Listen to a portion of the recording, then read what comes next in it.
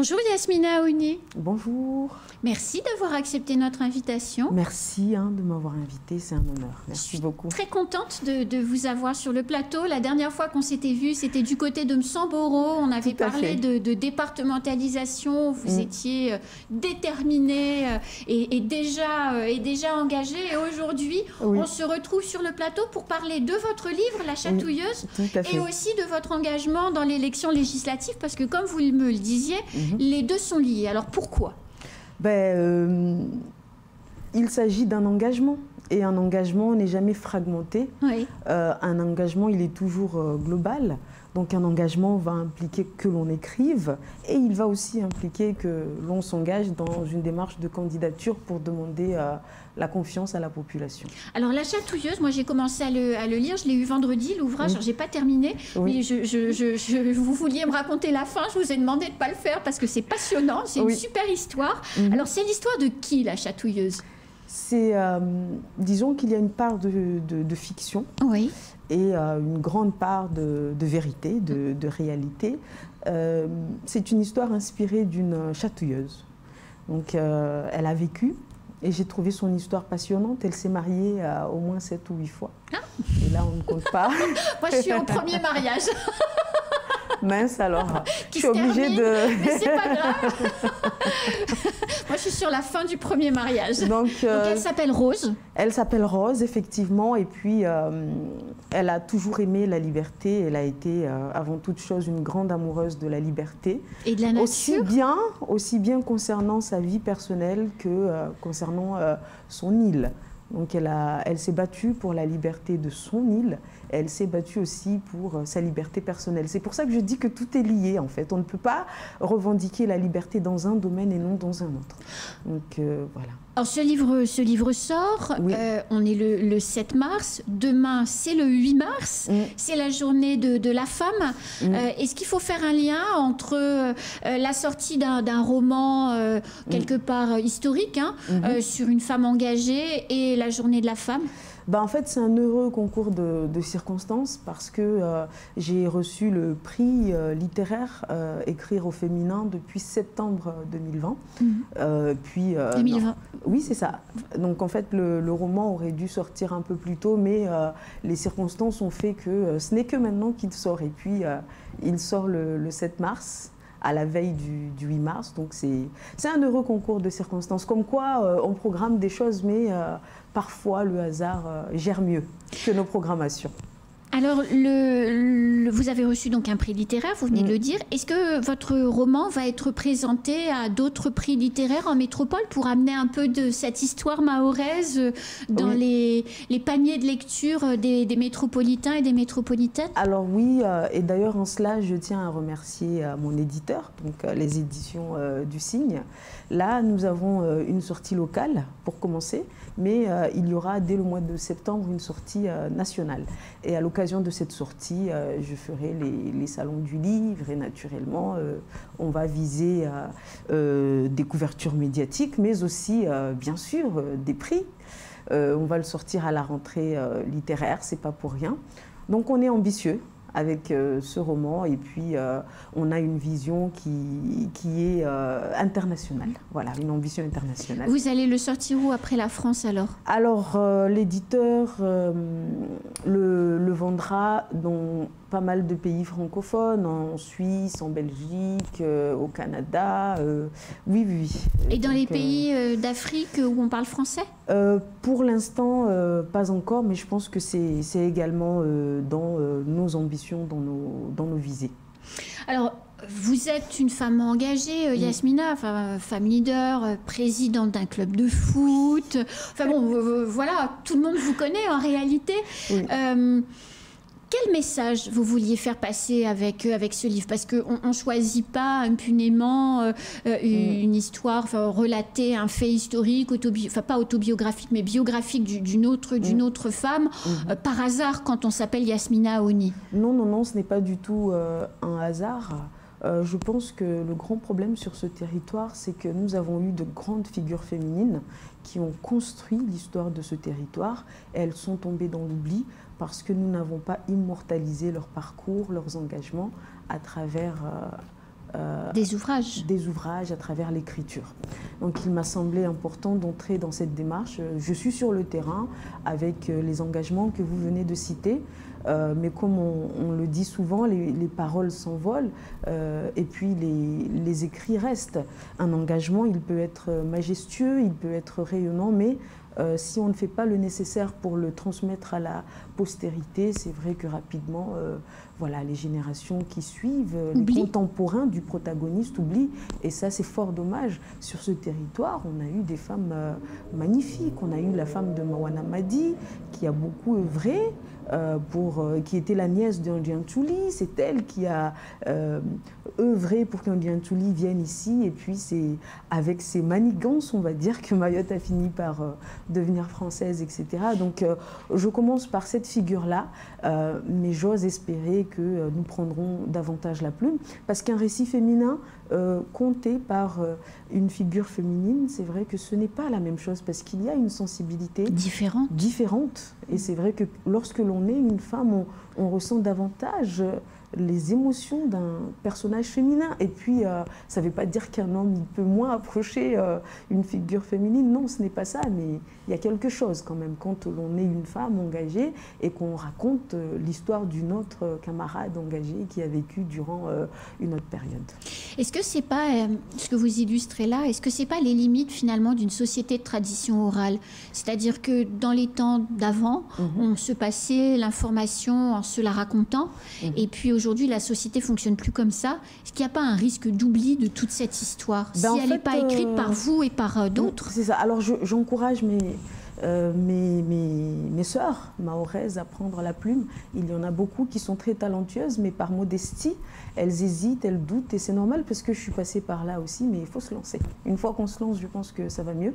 On dit souvent que Mayotte est une société de tradition orale, mais en fait, je pense que les deux traditions ont toujours cohabité. C'est une société de tradition orale, mais pas seulement. Nous avons eu des chroniqueurs. Chaque famille de notables avait en son sein un chroniqueur qui était chargé de transcrire l'histoire familiale, qui était souvent liée aussi à l'histoire de l'île. Et c'est comme ça que nous sont parvenues les chroniques mahoraises. Sauf que dans ces chroniques, puisque c'était raconté par des hommes, on n'a pas beaucoup de passages parlant des femmes.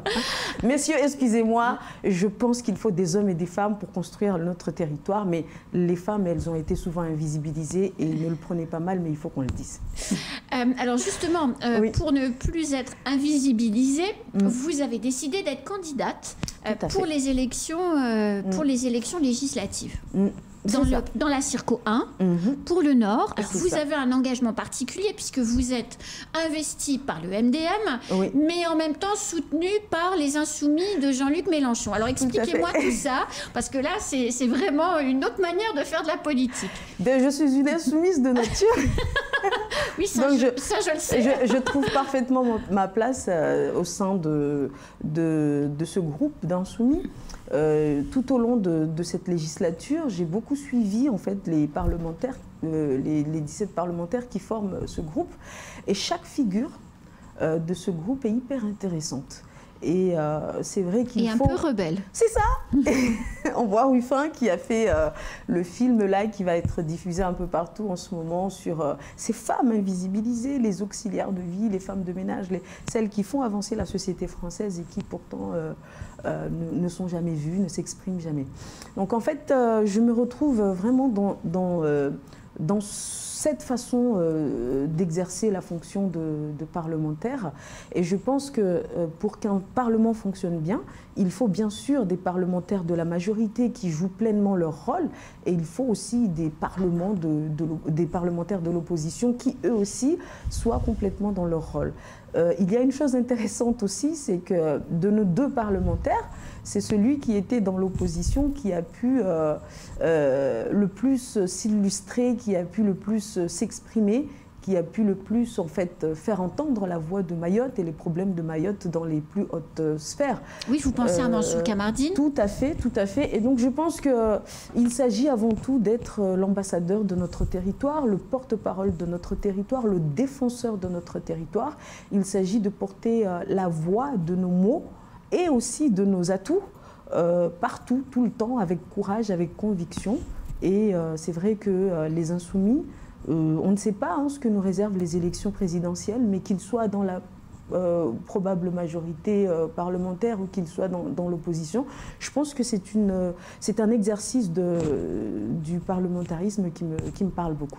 Alors, vous êtes aussi investi par le MDM. Certains élus en responsabilité du MDM entretiennent une relation singulière avec le gouvernement en y étant assez proche. Je pense à Hassan Abdallah qui siège à La République En Marche tout en étant au MDM. Je pense également au maire de Bandrélé qui est MDM mais qui soutient ouvertement le président de la République. C'est pas un peu antinomique de se, comment dirais-je, dire insoumis d'une part, et puis de l'autre côté, prendre l'investiture d'un parti dans lequel certains membres sont proches du gouvernement? En fait, ce qui est singulier avec le MDM, c'est que c'est un parti très localisé. C'est vrai. Voilà, on parle du MDM jusqu'à l'aéroport de Dzaoudi, et puis quand on prend l'avion et qu'on va à Paris... on ne parle plus du MDM. C'est pas qu'on ne parle plus du MDM, mais en fait, ce sont d'autres... groupes politiques en fait qui s'inscrivent dans le paysage politique.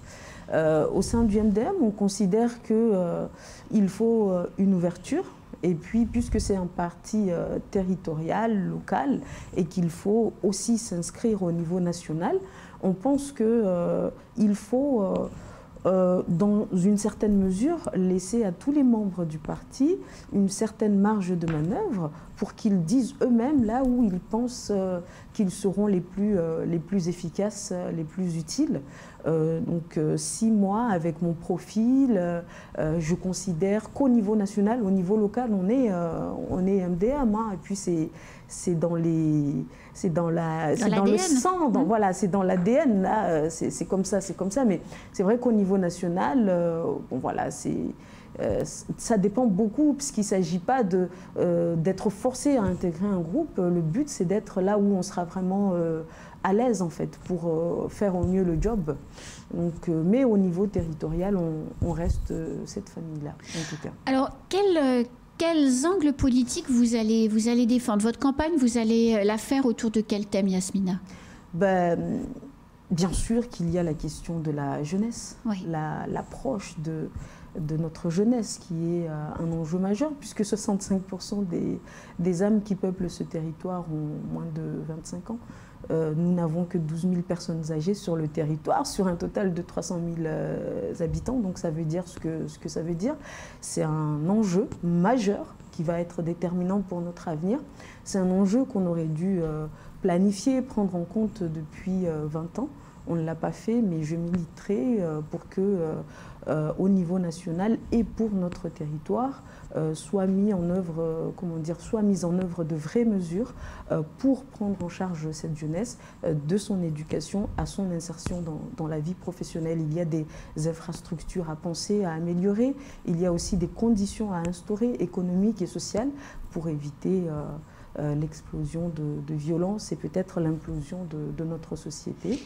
Et je pense que cette jeunesse qui naît massivement et dont on n'anticipe pas du tout l'insertion dans notre société cause toute cette violence que nous connaissons. Tout est lié, tout est lié.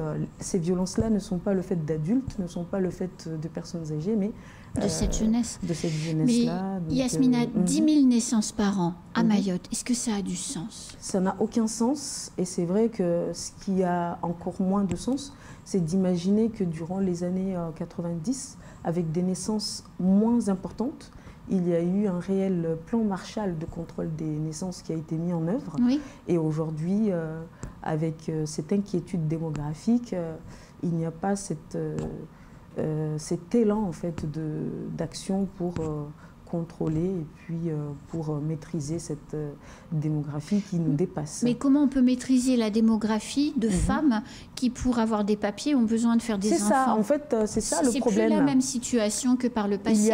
Ce n'est plus la même situation que par le passé, parce que c'est vrai qu'il y a ce souci-là. Beaucoup de femmes font des enfants parce qu'elles savent qu'ils seront leur passeport, qu'ils seront leur titre de séjour, qu'ils seront leur régularisation.